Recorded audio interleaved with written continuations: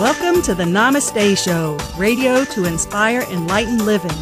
Namaste simply means the spirit of love in me honors the spirit of love in you, and all is well. I'm Charlotte McGinnis, your host, and I thank you for joining me today. Good morning, everyone, and welcome back to the Namaste Show. I'm Charlotte McGinnis, and it's wonderful to have you join me here today, as always, and I love sharing a message of hope and inspiration and possibility with all of you listeners out there so that we can all embrace life fully with better health, wealth, and happiness. Doesn't that all sound good? Well, today I'm going to be sharing with you non-duality. Actually, I'm going to be sharing duality and non-duality. But before we go there, I want to read you, it's going to take a few minutes, but I want to read you the preface of my book, A Golf Course in Miracles. And it's not a book for golfers only. It's for everybody. It's for anybody who chooses to live with more ease and grace in their life. And what I've done here in the prelude of A Golf Course in Miracles, which incidentally is available on agolfcourseinmiracles.com, I have chosen with my co-author Gene Bogart to use examples taught in the course using golf as a metaphor for life and really having a little fun and levity with it, not taking it so seriously. It's time we lighten up a bit. But this is going to introduce you to really the idea of when we were in heaven and then all of a sudden when we rusted away or we fell asleep and now live in duality. So this will give you a little bit of an entertainment for a few minutes. Once upon a time, we were in golf heaven. Once upon a time, we knew only pars, birdies, and eagles. Once upon a time, golf courses were maintained perfectly. The greens were smooth and true. The fairways were manicured, so each shot would set up as if it was on a tee, and the bunkers were always raked and smooth. Also, there were no toxic chemicals used to keep the courses green.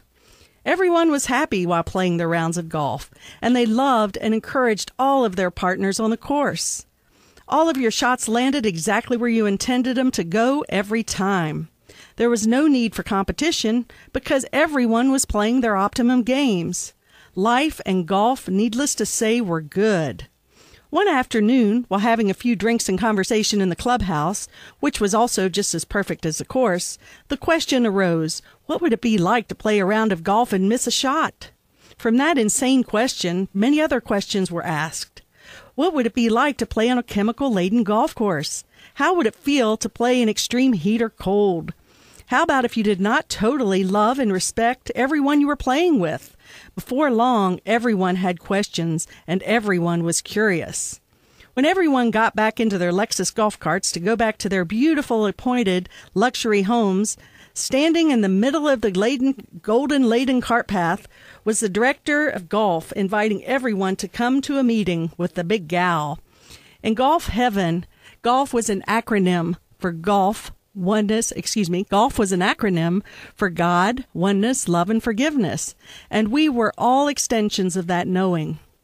At the meeting, God shared with the group that she, of course a woman wrote this book, folks, that she had overheard the conversation at the clubhouse and was intrigued. She said to the group, "You know what? I would love to allow each of you the opportunity to experience duality. I think it could be such a gift to see your brothers and sisters as separate from yourself, and each of you could have the experience of hitting a shot out of a divot in the fairway, a footprint in the sand, or putt over an unrepaired ball mark on the green. You know what?" she said, "go for it. Have a ball. But remember, it is only a dream. Although it is impossible to be separate from me and from each other, in this dream you can make up anything you want. In this dream, you have free will to listen to the voice of your higher self or that of your ego. Your higher self, or the Holy Spirit within you, will instantly make you aware of my presence. The ego, or that little devil on your shoulder that wants to edge God out, that's his purpose. Not to worry, that little ego has no power over you or me, but in the dream, he can make your rounds of golf and life seem pretty miserable." So God waved her Big Bertha over us all and allowed us to sleep.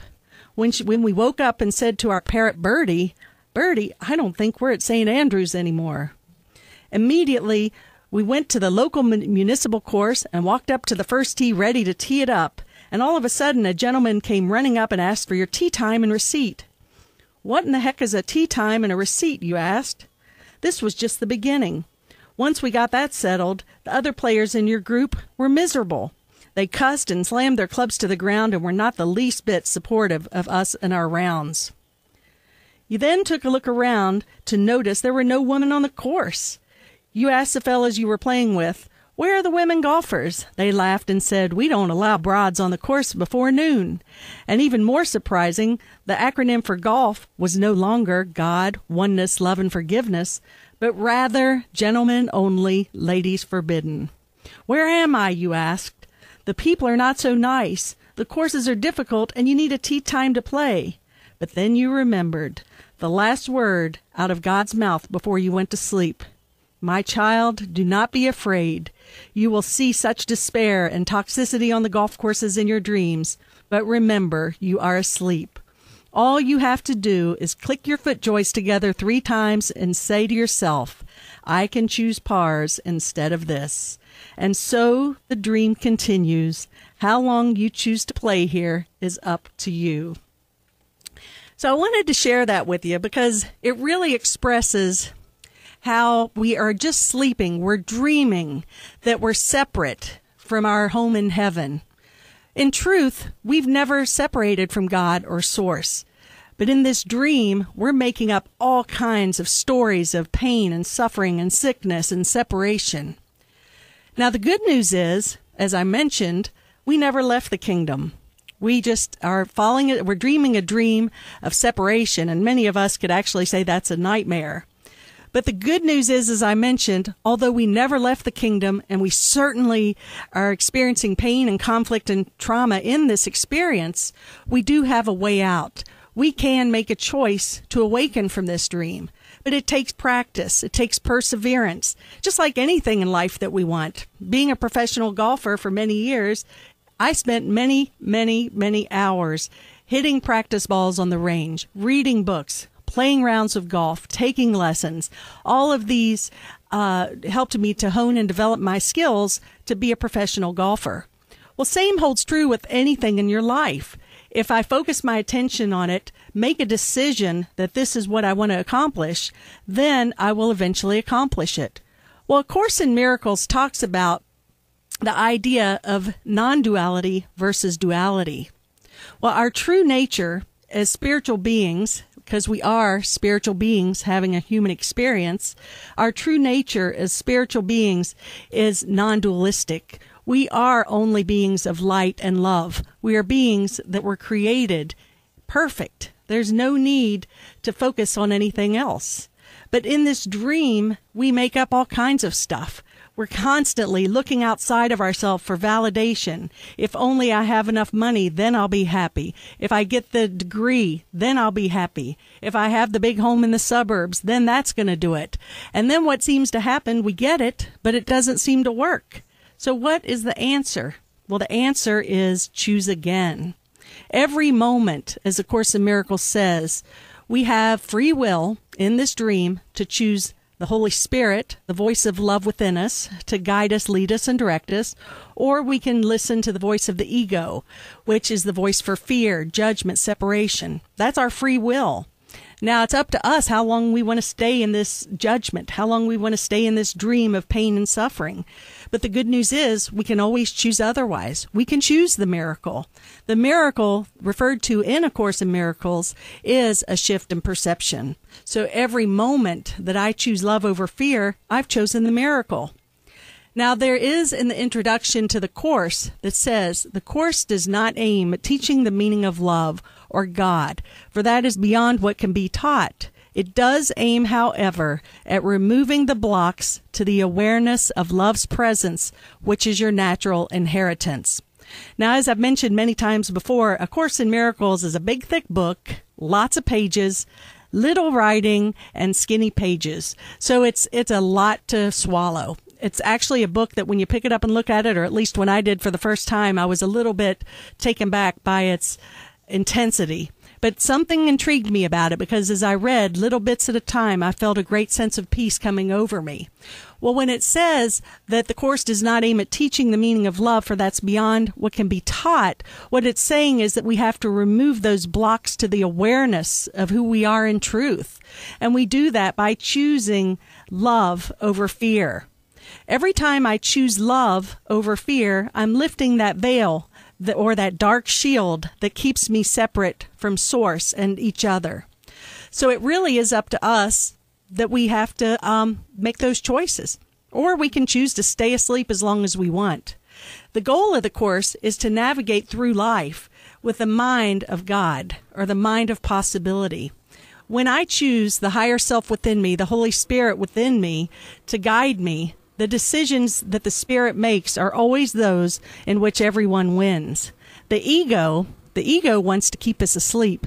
The ego wants to perpetuate judgment. The ego wants to keep us sick, buying into the belief in poverty and separation.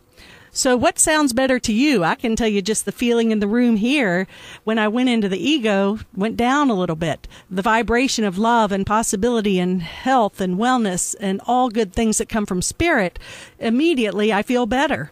So really, it's up to us. We have that free will. I can choose one over the other. As a matter of fact, I am always choosing one over the other. So how do we begin to do this? Well, it really is described, as I mentioned, being a course in mind training.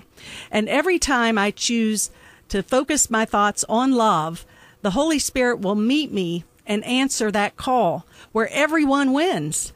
The Spirit always wants to unify. The Spirit always wants to heal. The ego wants to keep us separate and afraid and judging and blaming. Which one sounds like your life? Are you living in a life of possibility? Are you happy? Are you seeing that every one of your brothers and sisters is a part of you? Well, I'm going to throw something else at you, a little bit interesting here. The Course says, remember, every encounter is a holy encounter, for in that person we either find ourselves or lose ourselves. As we see our brother, we see ourselves.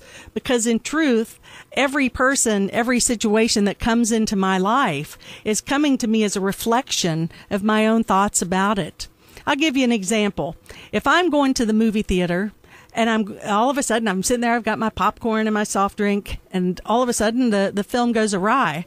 What happens is you don't see the owner of the theater run down and start fixing the screen. No, he or she, they go into the projection room and they fix the projector. Well, same holds true for life. We really have to fix our projector. We see the world not as it is, but as we are. You're probably getting tired of me saying that, but it's so true. So the projector of my life is my consciousness. So I have to heal my thoughts. Therefore, I will see the world more healed. Choose miracles over separation. It's very simple. Jerry Jampolsky, who is a psychiatrist, from California, saw the great psychological value from the Course's teachings years and years ago. And he knew that the terminology, being religious terminology, would not be something that could be used in the mainstream. So he took the principles of the Course and created attitudinal healing. His book, Attitudinal Healing, the first one he wrote about this, was called Love is Letting Go of Fear. How simple. If I want to be in love, I have to be willing to let go of all the impediments to it. Think about these ideas for a few minutes as we go into our commercial break. Please listen and honor my sponsors as they honor you by supporting this time together. And I'll be back in a few minutes and we can talk more about duality and non-duality, heaven and hell. Fitness for the body, mind, and soul, your one-stop shop for overall well-being in Hendersonville's only holistic health and wellness center. Jennifer Bird, award-winning bodybuilder and Hendersonville's best personal fitness trainer, will work with you to create a program to attain your optimal body. I love my therapeutic massages from Elena, facials with Claire, and then have an organic veggie juice or smoothie with Tony. Fitness for the body, mind, and soul also offers Zumba, Nia, Ageless Grace, boot camps, abs, stretch, yoga, and Tai Chi. Great membership deals are waiting for you. Come in for a tour today at 419 South King Street in downtown Hendersonville or call us at 489-3855. See you there. Did you know that the words you speak create your reality? Since that's the case, you may want to pay attention to what you're saying. My good friend, mentor, and master teacher, Robert Tennyson Stevens, creator of Mastery Systems, is a pioneer in the influence of language, imagination, facilitation, and body language on activating and enjoying our dreams now. For more than 30 years, Bob has provided personal, team, and corporate facilitation. We are blessed to have Bob living right here in our own backyard, and we're grateful to him for offering his seminars at the Namaste Center. Make sure you check out Bob's website, masterysystems.com, or call his office for an appointment, 891-7500. Did you know that disease cannot live in an alkaline body? Of course, we all know that a healthy diet, abundant in fruits and vegetables, is good for us, but did you know that by drinking Kangen alkaline water, you can restore your body to homeostasis, which is its natural state for healing? Sound too good to be true? Give Ellen a call at 828-697-1556 to find out more about this miracle water.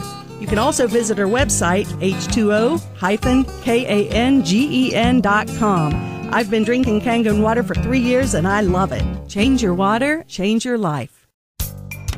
If you love your furry friends as much as I do, then you want their caretakers to love them too. My good friend Laura from Flat Rock Furry Friends and More loves your pets as much as you do. Our dogs squeal with excitement every time she comes to visit. She has been in business for 4 years, bonded and insured, and loves to provide day visits to your feline and canine friends. Call Laura today at 489-8009. Her initial visit and assessments are free. Your pets will love her, and you will too. Are you feeling like you would like more clarity and inner peace in your life? Are you looking for a unique and personal gift for someone? If you have not been to Emerald Lotus, you need to go. My friend Lori Fothergill has created an amazing sanctuary for the body, mind, and soul. Emerald Lotus has wonderful spiritual tools and gifts, workshops and classes, and spiritual guidance for anyone who is seeking more inner peace and awareness in their lives. Go see Lori today at 1750 Brevard Road in Laurel Park in Hendersonville. Her number is 693-0301. How would you like to get a great workout and have a lot of fun at the same time? Eric at Dancing Feet would love to introduce you to the world of ballroom dancing. His teaching technique is fun. Maybe you want to learn a sexy Latin dance, or you have a wedding coming up and you want to look dazzling on the dance floor. Eric is available to you for group or private lessons. He and his wife Michelle also host social dances and parties. Call Eric today at Dancing Feet, 692-1900. Visit Eric today at the Singleton Center in Flat Rock and tell him Charlotte sent you. Crystal Visions is a sanctuary for the spiritual seeker, providing resources for transformation and growth, including books, music, crystals, jewelry, and more, serving the greater Hendersonville community since 1989. In this sacred setting, you may experience spiritual and metaphysical teachings, guidance, meditation, sharing, and laughter. This is a safe haven for you to reflect upon and voice your thoughts about your earth journey. Their capable and loving staff reflect a broad spiritual background that serves to enhance your experience here. Crystal Visions honors and welcomes all paths. Visit Blair today at 5426 Asheville Highway in North Hendersonville, 687-1193. Thai food is not only delicious, but it's good for you too. My favorite Thai food is Hendersonville's first Thai restaurant, Thai Spice. Jan and Nook share their authentic Thai recipes with the freshest ingredients available and create dishes pleasing to your taste buds and your tummy. Their friendly, accommodating servers and staff make the experience all the more enjoyable. Stop by soon and check out Hendersonville's best Thai food. There's a good chance I'll be there too. You can see them at 220 South King Street in Hendersonville, 693-7323. Welcome back, everyone, to the Namaste Show. I'm Charlotte McGinnis, and I'm thrilled that you all are joining me here today as we talk about one of my favorite subjects, A Course in Miracles, and how powerful it is in the path to peace that we're all seeking. You know, the Course says, although a universal theology is impossible, a universal experience is not only possible, but necessary. So what is that really saying? That's saying that we're all seeking that connection. We're all seeking the experience of heaven. But we look for it and experience it in different ways. That's why there's so many different religions. And that's why it's really important to honor people who practice all religions or not, philosophies, whatever it is, because what happens is there again, we're drawn to that which supports our awakening. And if we just tune in and ask, where would be the best place for me to practice and tune in? Although the Course in Miracles may be my main focus of healing and awakening, some people may find it in a Baptist church or at the Catholic Church or even just going to spiritual meetings or not. Some people just have an innate sense of peace and connectedness already. Just because they're not practicing a certain religious practice does not mean that they're not tuned in or connected to Source. So I honor all spiritual paths, all religions, and I find that although many of these religions may not reflect that back and honor my choice or believe that mine has any merit or value, I don't really take that offensively, and I'm not here to convince or change anyone's mind, because the point is we're really a program. We're all a product of our programming. So if I've grown up 5 generations in, say, for example, the Baptist Church, that is going to be embedded not only into my consciousness, but my cellular memory. And so all of those beliefs are embedded into who I am. So that's where that soul has found its perfect connection. Now, there are some, the latest thing I've noticed on the news here lately is in North Carolina, we've had a lot of issues with the churches, certain churches, and the Amendment 1, and to vote for the Amendment 1. And it's gotten to the point where it's become very volatile as well. And some people say to me, well, where would the Course in Miracles fit in that? Or what do you feel about that? And I'm not here to judge or blame anybody. I'm here to just say, well, that's their beliefs and that's what's programmed in them. If I come back, the Course in Miracles says it only takes one to heal a relationship, usually the saner of the two. I am not a person who believes in a vengeful God. I believe in the power of love to heal. So when I see someone condemning and judging and attacking someone else, I know that the God I believe and follow and trust in is a God of forgiveness and total love. And I believe I'm an extension of that love. And I always ask myself, what would Jesus do? What would love do here? It's not to fight back. It's just to stand in my power. If any time, this is very interesting. If anything provokes a charge in anything you do, whether it be about sexuality, about relationships, work, it doesn't matter. Anything that provokes a charge is an unhealed aspect of yourself. And I have, the one thing that this Course in Miracles has shown me, we often say it's really a spirituality for grown-ups, because I can't blame anyone else now for my problems. I can't judge anymore, because I'm responsible for the world I see.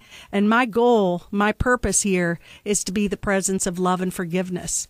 And forgiveness means that I'm choosing not to say that I'm spiritual, and since I'm on this path, that, well, you're just screwed up in your thinking and I'll forgive you.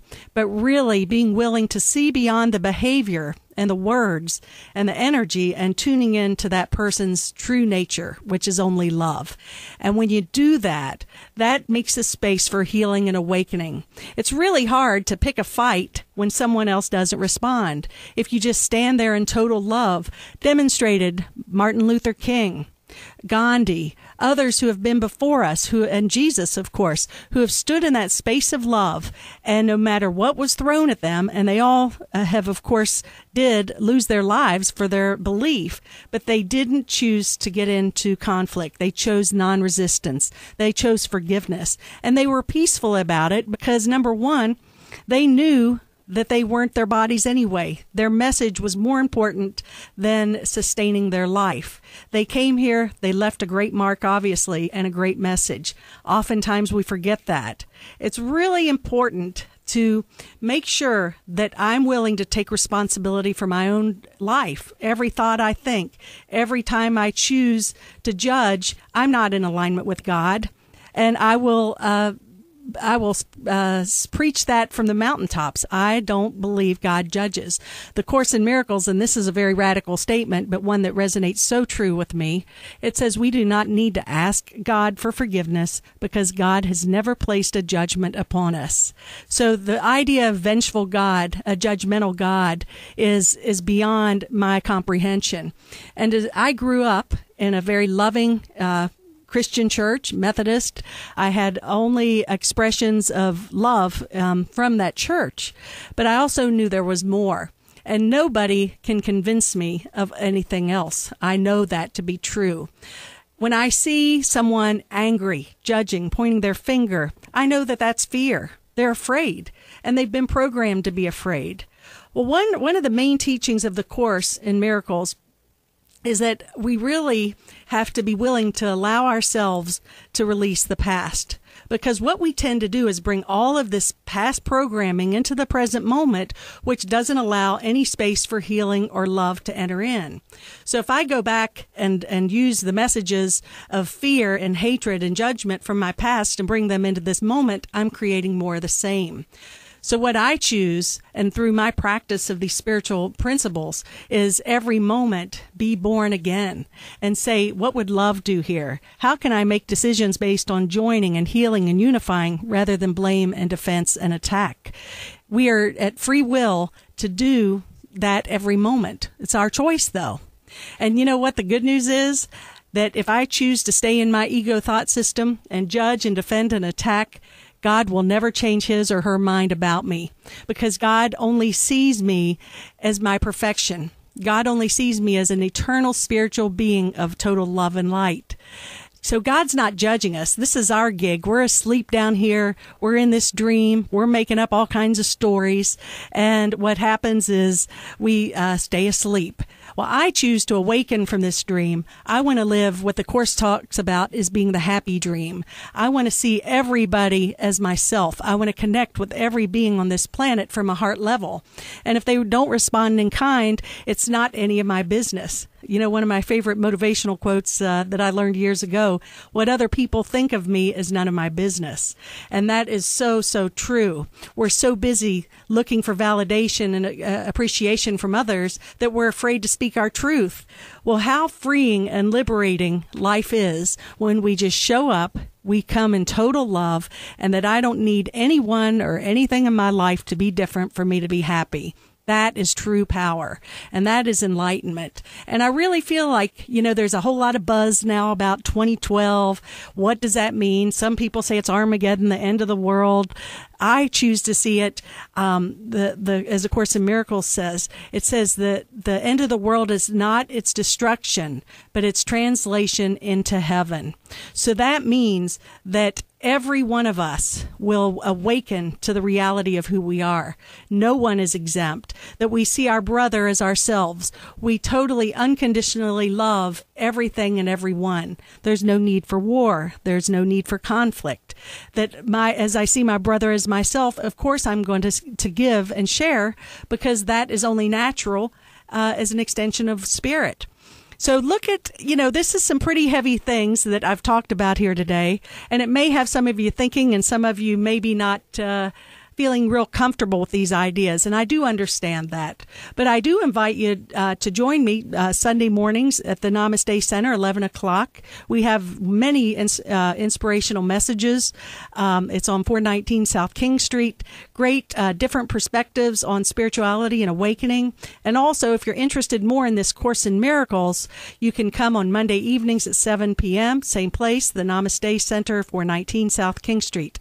And I'd love to hear from you. If you'd like to email me, you can email me at flatrock, like the town, flatrockchar, flatrockchar at AOL.com. Love to have your feedback. Look, nothing you can come at me is going to upset me, so let's have an open, honest conversation. I'm all about healing and acceptance and love, and I hope you are too, because it's going to be a great world when we all see it in its translation into heaven.